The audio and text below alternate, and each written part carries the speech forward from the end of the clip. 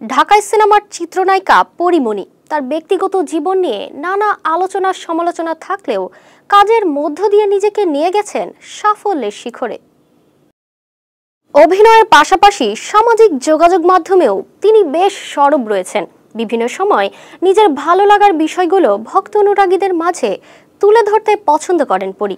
তেমনি ডানাকাটা পরী থেকে হঠাৎই হয়ে গেলেন লক্ষ্মী প্যাঁচা। ভাবছেন এ কি বলছি? চলুন দর্শক দেখে আসি।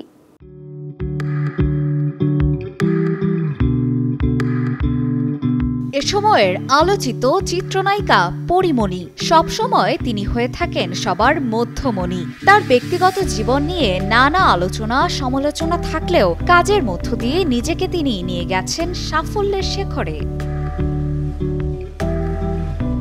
সামাজিক যোগাযোগ মাধ্যমে পরীমণি মাঝরাতে আলো আধারের মাঝে তোলা ছবি কিছু ভক্ত অনুরাগীদের মাঝে শেয়ার করেন, যেখানে নিজেকে তিনি লক্ষ্মী প্যাঁচা বলে উল্লেখ করেছেন। শেয়ার করা ছবিতে দেখা যায় মধ্যরাতে দোলনায় খোশ মেজাজে বসে আছেন পরীমণি। এদিকে কমেন্ট বক্সে নেটিজেনরা অভিনেত্রীর প্রশংসা করলেও অনেকেই কটাক্ষ করেছেন। কটাক্ষ করে এক নেটিজেন লিখেছেন, প্যাঁচা তো প্যাঁচাই, প্যাঁচা আবার লক্ষ্মী হয় কিভাবে?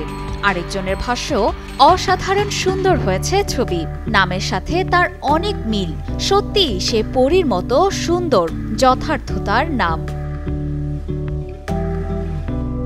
অপর্ণা বর্ষা, কালের কণ্ঠ।